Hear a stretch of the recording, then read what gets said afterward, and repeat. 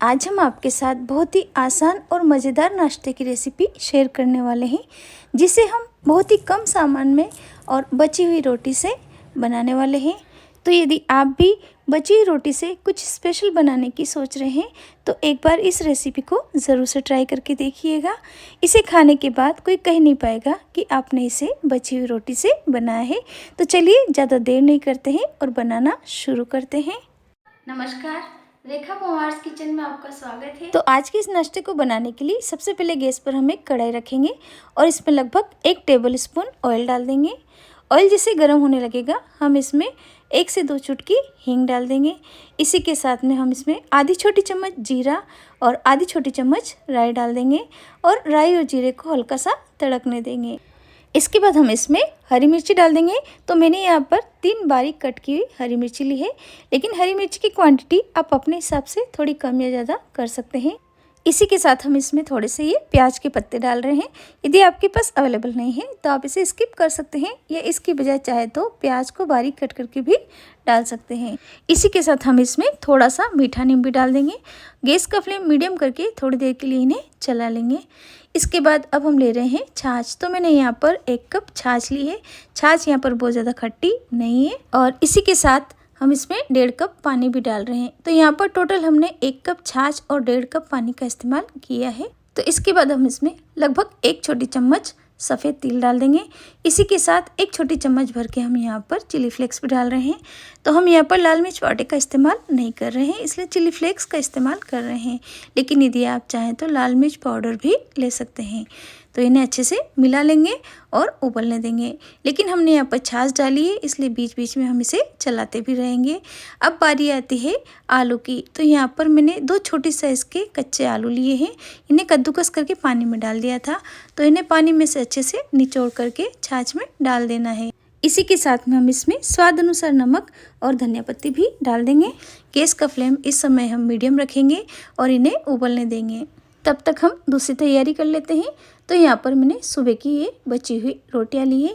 यहाँ पर मेरे पास ये 3 रोटियाँ बच गई थी। तो मैंने सोचा क्यों ना आज इन्हीं रोटियों से हम कुछ स्पेशल नाश्ता बनाएं।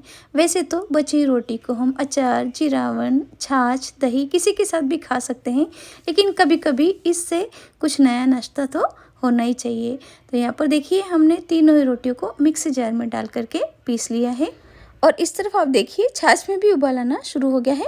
तो बस इस समय हम गैस का फ्लेम बिल्कुल धीमा कर लेंगे और जो हमने रोटियां पीसी थी वो इसमें डाल देंगे। यहाँ पर आप देख सकते हैं कि रोटियों को हमने बिल्कुल बारीक करके पीसा है, यानी कि इसके कोई बड़े टुकड़े नहीं रहने चाहिए। इसी के साथ हम इसमें 1 कप बारीक सूजी भी डाल देंगे। यदि आपके पास मोटी वाली सूजी है तो आप इसे मिक्सी जार में थोड़ा सा ग्राइंड कर लीजिए। तो थोड़ा थोड़ा करके हम ये सूजी डालेंगे और इसे मिलाते रहेंगे। इस समय हमें ध्यान रखना है कि गैस का फ्लेम बिल्कुल धीमा ही रखना है और इसे अच्छे से मिलाते रहना है जब तक कि ये गाढ़ा नहीं हो जाता है, यानी कि ये डो के फॉर्म में नहीं आने लगता है। तो लगातार 2 से 3 मिनट तक चलाने के बाद आप देख सकते हैं कि एक डो की तरह बनने लगा है और पूरी तरीके से कढ़ाई को भी छोड़ दिया है। तो बस इसी स्टेज पर अब हम गैस का फ्लेम बंद कर देंगे और इसे ढक करके रख देंगे ताकि ये भाप में थोड़ा सा और अच्छे से पक जाए। तब तक हम दूसरी तैयारी कर लेते हैं। तो यहाँ पर आप कोई भी एक थाली, ट्रे या इस तरीके का कटिंग बोर्ड ले लीजिए और इसके ऊपर थोड़ा सा ऑयल लगा करके इसे अच्छे से ग्रीस कर लीजिए और ग्रीस करने के बाद हम ये डो इसके ऊपर डाल करके इसे अच्छे से फैला लेंगे। कटोरी या स्पैचुला की हेल्प से इसे अच्छे से फैला करके एक जैसा शेप दे देंगे और इस तरीके से देखिए अच्छी तरीके से शेप देने के बाद अब हम इसे थोड़ी देर ठंडा होने के लिए छोड़ देंगे, लगभग 20 से 25 मिनट के लिए। आप चाहें तो इसे फ्रिज में भी रख सकते हैं ताकि ये अच्छे से ठंडा हो जाए। और ये देखिए लगभग आधे घंटे में ये अच्छी तरीके से ठंडा हो चुका है। यदि आप इन्हें गर्मा गर्म में ही कट करेंगे तो हो सकता है कि ये चिपकने लगे। तो अब हम इसे करना है कट। तो मैं यहाँ पर इन्हें ट्रायंगल शेप दे रही हूँ, लेकिन आप अपनी पसंद से इसे कोई भी शेप दे सकते हैं, टेस्ट में कोई अंतर नहीं आएगा। और इस तरीके से अपनी मनपसंद शेप में कट करने के बाद आप चाहें तो इसे किसी एयरटाइट कंटेनर में भर करके फ्रीज़र में रख सकते हैं और जब कभी आपको गर्मा गर्म नाश्ता खाने का मन करे तब आप निकाल करके तुरंत ही इन्हें फ्राई करके खा सकते हैं। और चाहे तो रात को इस तरीके से बना करके रख दीजिए और सुबह बच्चों के टिफ़िन में भी बना करके दे सकते हैं।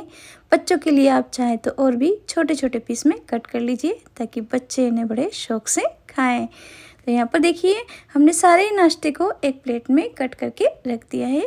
तो अब बारी आती है इन्हें फ्राई करने की। तो मैं यहाँ पर इन्हें डीप फ्राई नहीं कर रही हूँ, लेकिन आप चाहें तो इन्हें डीप फ्राई भी कर सकते हैं और भी ज़्यादा कम ऑयल का इस्तेमाल कर सकते हैं, ये आपकी मर्ज़ी। आप चाहें तो इन्हें सिर्फ बटर या घी में भी सेक सकते हैं। यहाँ पर देखिए ऑयल भी गर्म होने लगा है। तो इस नाश्ते के लिए हमें ऑयल को एक बार अच्छे से गर्म करना है, उसके बाद ही हम इन्हें फ्राई करेंगे। यदि आप इन्हें ठंडे ऑयल में ही फ्राई करने के लिए डाल देंगे तो ये हो सकता है कि ऑयल में जाने के बाद फट जाए और बहुत ज़्यादा ऑयली भी हो जाए, क्योंकि नाश्ता हमारा पहले से पका हुआ है। हमें इन्हें सिर्फ क्रिस्पी ही करना है, इसलिए आप इन्हें एक बार अच्छे से ऑयल गर्म होने के बाद ही कढ़ाई में जितना भी नाश्ता आ जाए उतने ट्रायंगल डाल करके इन्हें उलट पुलट करके क्रिस्पी होने तक फ्राई कर लीजिए। तो यहाँ पर एक पेज को फ्राई होने में लगभग 5 से 6 मिनट लगेंगे और 5 से 6 मिनट तक लगातार उलट पुलट करके फ्राई करने के बाद आप देख सकते हैं कि हमारे ट्रायंगल्स कितने अच्छे से फ्राई हो चुके हैं, यानी कि बहुत अच्छे से क्रिस्पी हो चुके हैं। तो चलिए अब ज़्यादा देर नहीं करते हैं और तुरंत हम इन्हें निकाल लेते हैं और गर्मा गर्म इन्हें खाने के लिए सर्व कर लेते हैं। इससे पहले भी मैंने बची हुई रोटियों से कई सारी रेसिपी शेयर की है और उन्हें भी आपने काफ़ी पसंद किया है। तो आशा करती हूँ कि आपको मेरी ये आज की रेसिपी भी ज़रूर से पसंद आएगी। इसे आप फ्राई की हुई हरी मिर्ची, सॉस या किसी भी चटनी के साथ खाइए। और यदि आपको मेरी रेसिपी पसंद आती है तो प्लीज़ आप इसे एक लाइक ज़रूर दीजिएगा और मेरे चैनल को सब्सक्राइब करना बिल्कुल भी ना भूलिएगा। मुझे आप सपोर्ट करते रहिए, मुझे आपके सपोर्ट की बहुत ज़रूरत है। वीडियो देखने के लिए आपका बहुत बहुत धन्यवाद।